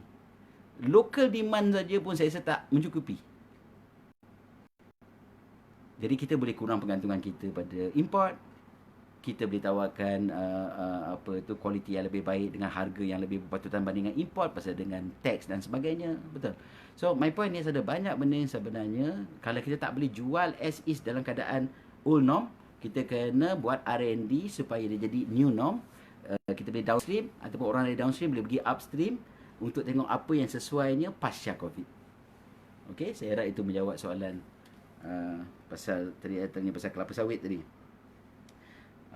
Imkop Paloh tanya, bagaimana strategi runcit menghadapi bulan puasa? Masih belum pasti trend pembelian pelanggan kami. Okey, saya ada beberapa klien yang bahagian peruncitan. Beberapa benda boleh buat. Nombor satu, new model. New modelnya adalah pengantaran is satu. Kalau dulu orang biasa datang kat kita, mula pengantaran. Kalau kita tak boleh hantar sendiri, associate diri kita dengan syarikat-syarikat yang ada delivery services. Tak semesti kita sendiri yang pergi hantar atau nak kena ambil upah rider. Walaupun kita kena bayar pihak lain, tetapi at least kita dalam new norm trend.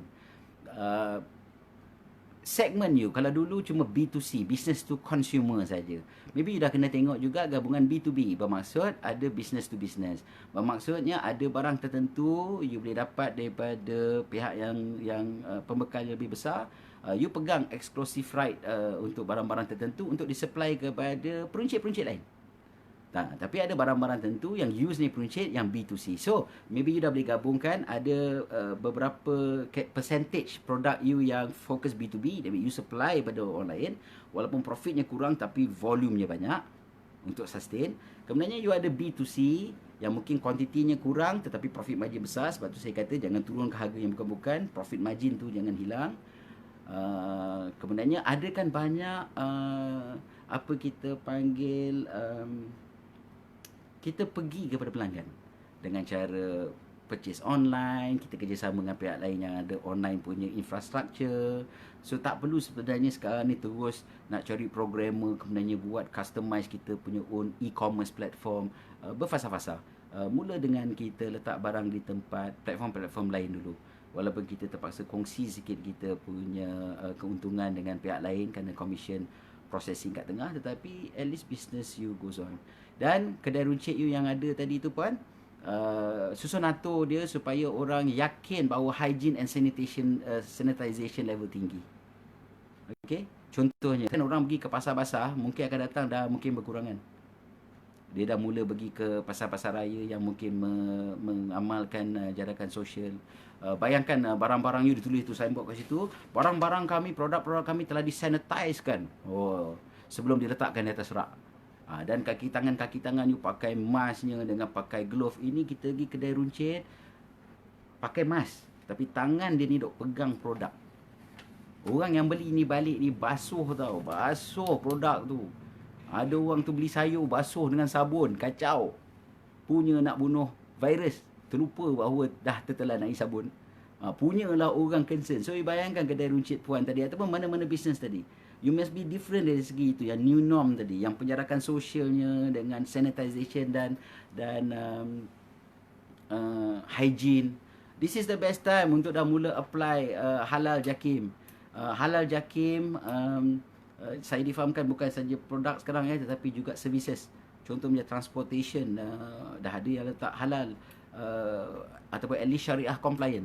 Orang dah very aware sekarang. Orang tak nak lagi dengan cara zaman dulu.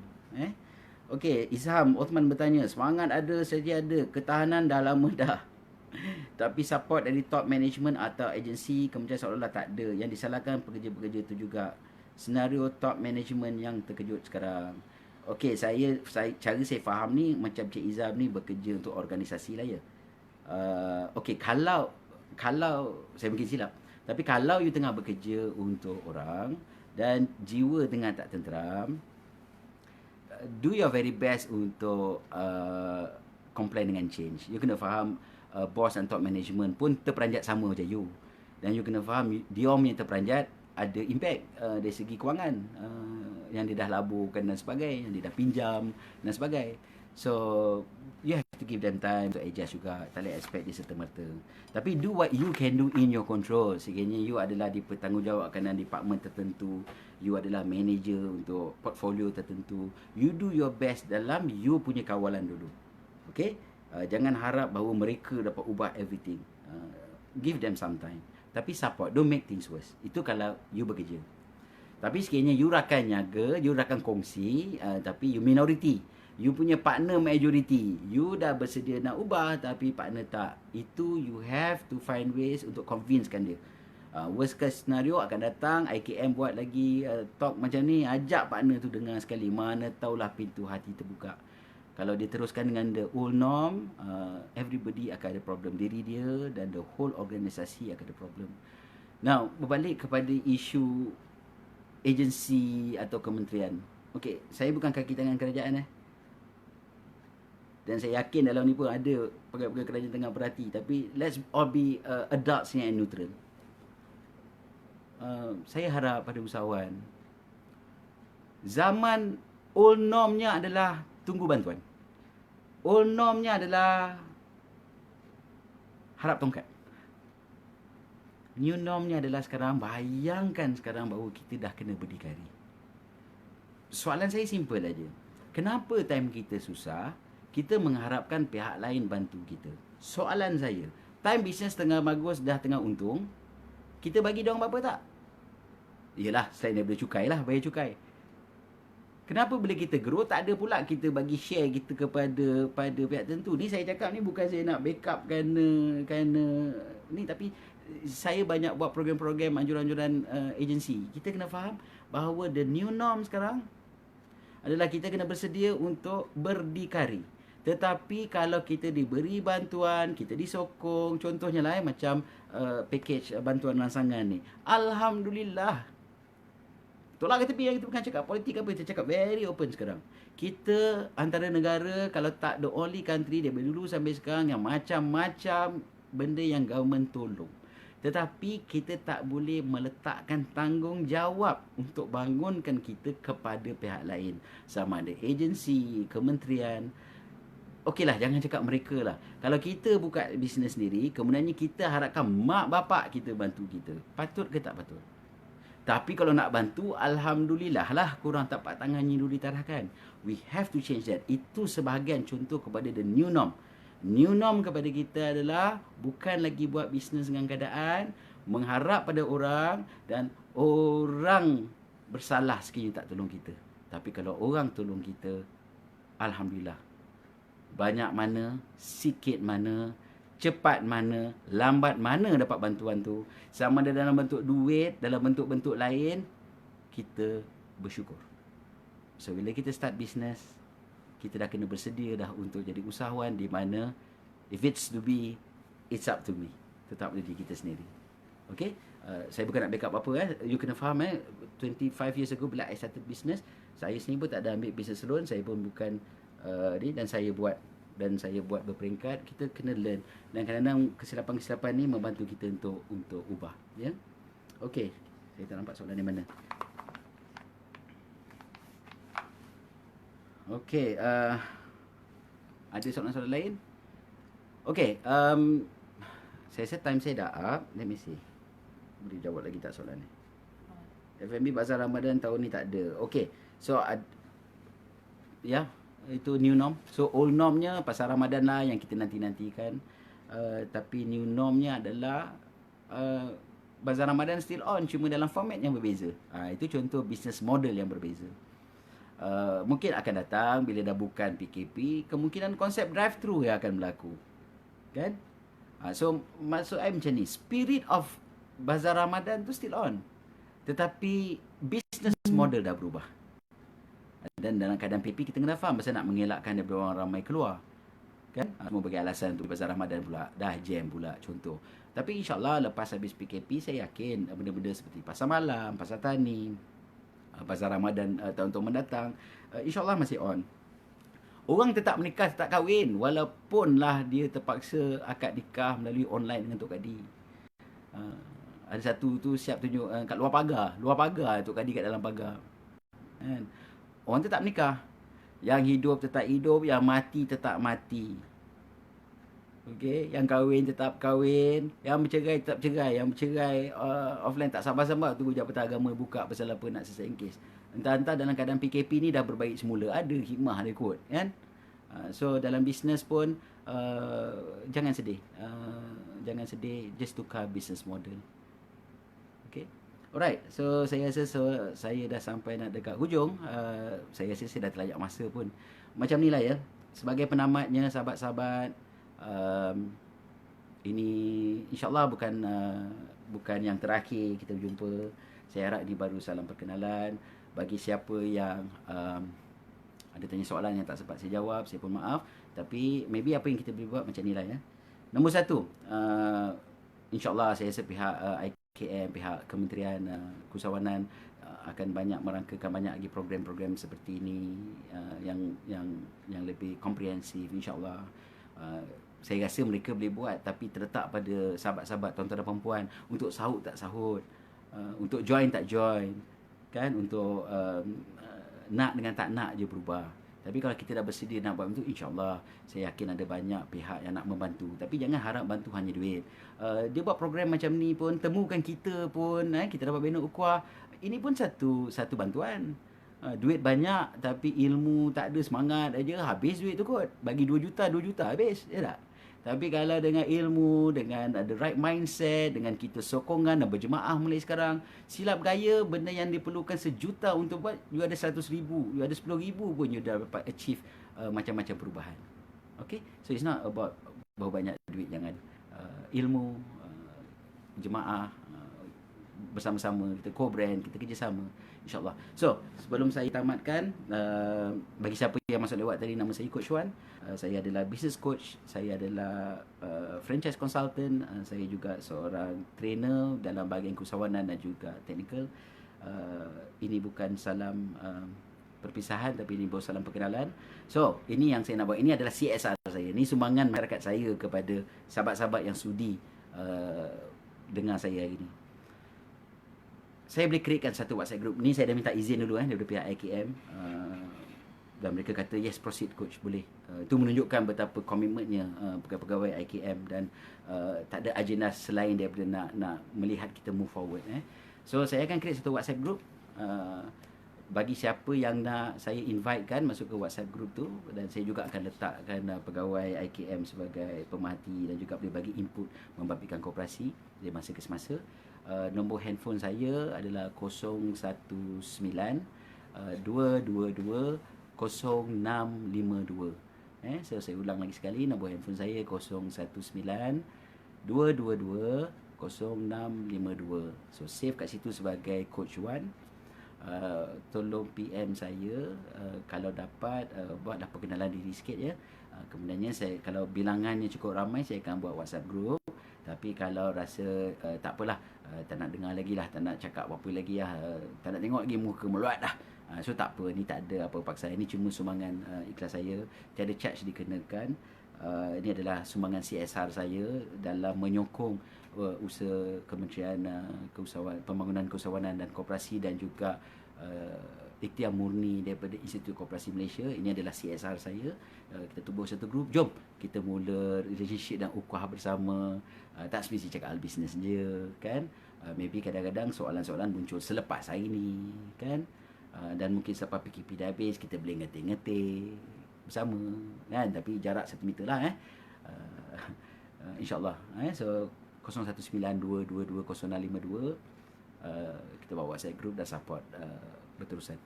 Okay, so sekali lagi saya nak ucapkan terima kasih kepada pihak IKM ataupun Institut Koperasi Malaysia, agensi di bawah Kementerian Pembangunan Keusahawanan dan Koperasi.